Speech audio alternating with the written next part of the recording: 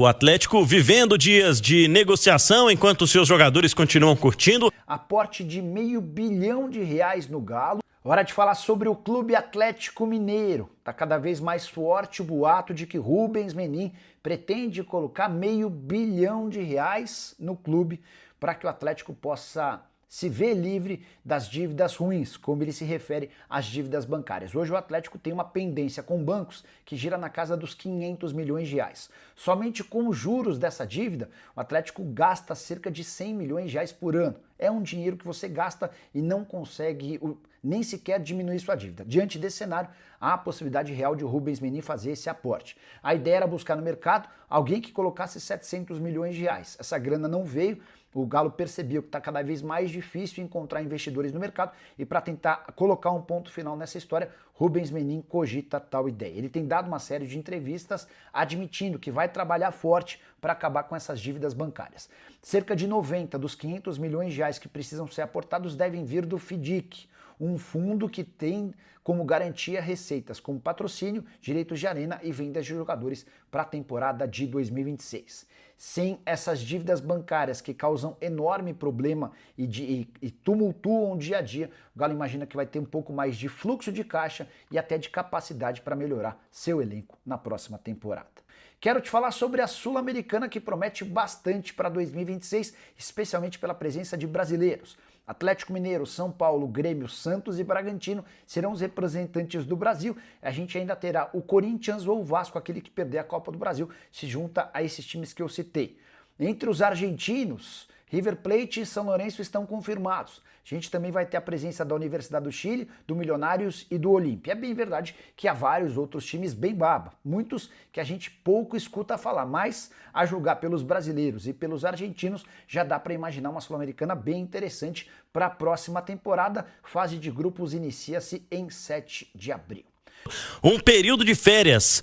Os atletas que estão em tratamento no departamento médico e os jogadores jovens pré-selecionados para estarem no elenco que vai iniciar a temporada, ou a pré-temporada curta que terá o Atlético a partir da primeira semana de 2026, fazem os últimos dias de trabalho. Até o dia 23 eles estarão ainda na Cidade do Galo e depois um descanso até o dia 2 com a reapresentação com todo mundo. Ô Cirilo, o Atlético está em vias de negociar mais um jogador do seu elenco. A gente vinha falando nos últimos dias que a movimentação natural seria as saídas primeiro, depois o Atlético definir, com base nas movimentações de mercado, aqueles jogadores que vão chegar. Já definiu as prioridades para as contratações. Acho que com a saída do Fausto Vera existe uma prioridade ainda maior para a contratação de um volante, mas o Atlético está acertando a saída do João Marcelo para o futebol árabe. Isso é uma informação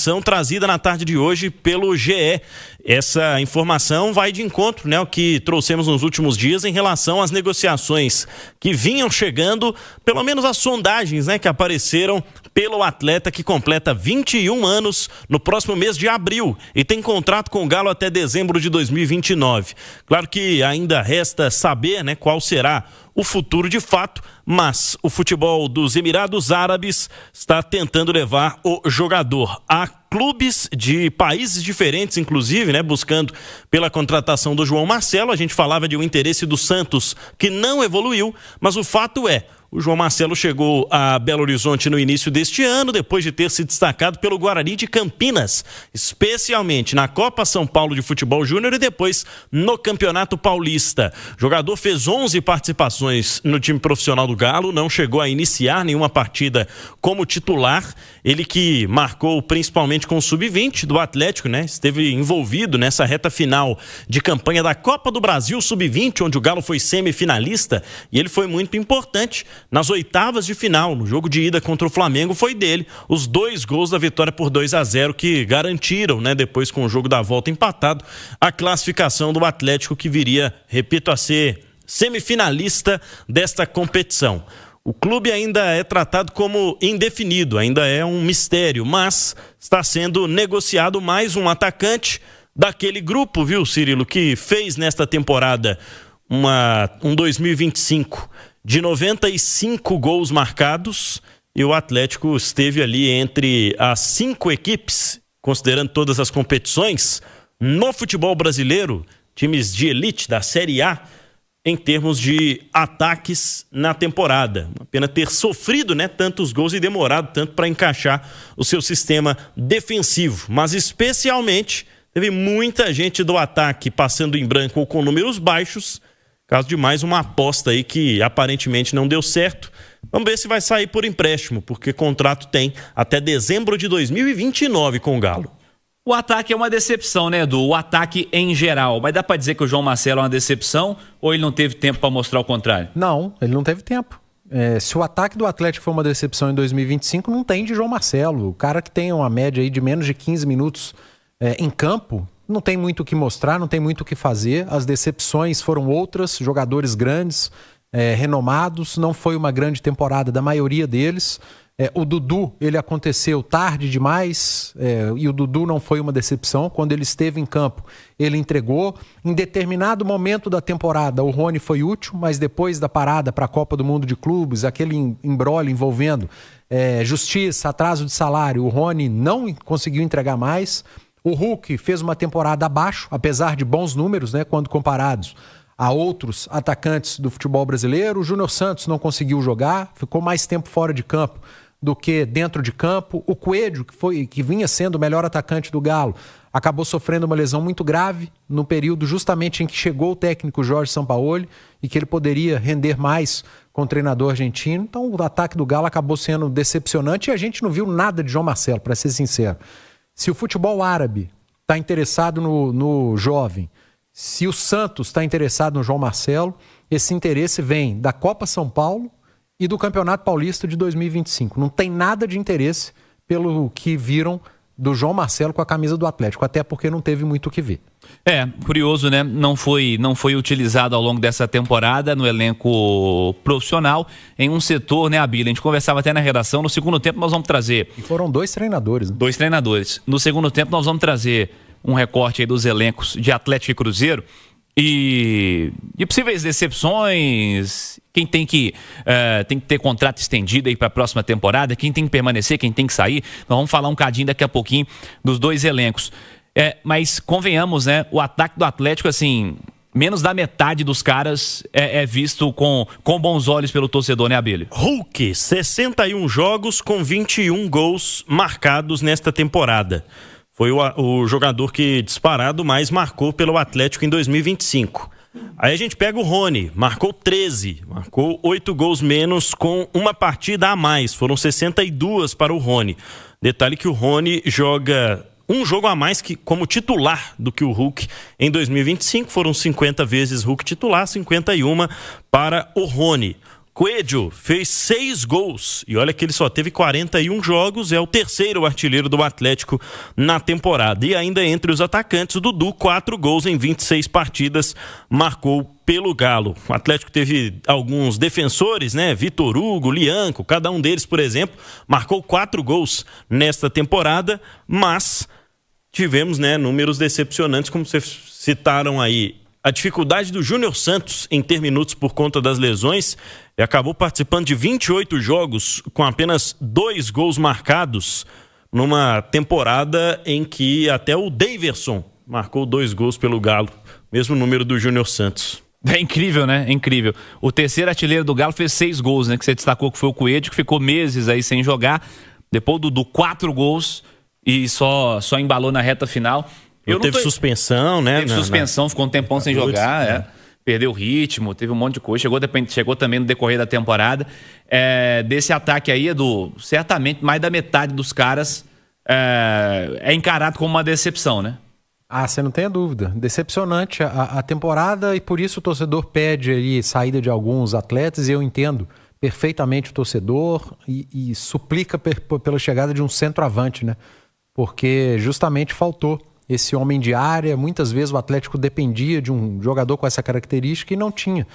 Simplesmente não tinha no elenco. Aliás, tinha o João Marcelo, mas que por algum motivo do dia a dia não agradou nem a Cuca, nem a Jorge Sampaoli, por isso teve pouquíssimos minutos com os 2 treinadores. Então, paciência, né? Você falou do Daverson, que fez 2 gols pelo Atlético nesse ano e fez 3 contra o Atlético esse ano também.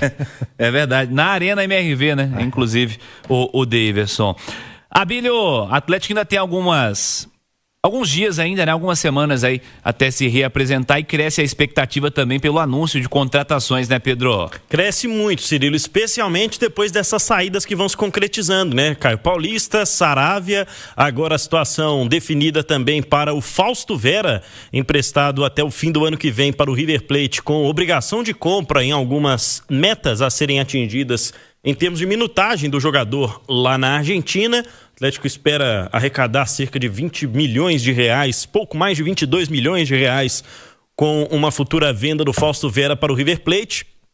E ainda tem por definirem as situações, especialmente do Vitor Hugo, zagueiro com o Bahia. O Atlético vê essa situação como prioritária, e também de contratar um volante. Por enquanto, Cirilo, o único nome que tem sido mais fortemente falado nos bastidores e que o clube já confirmou que existe o interesse é realmente o do Galarza. Apesar de o Tadieres fazer jogo duro e especialmente ter cautela com a situação financeira e as cobranças, né, que o Atlético vem sofrendo por parte de clubes com quem negociou jogadores ao longo da temporada. E, claro, vai ficando cada vez mais complicada a situação de contratação.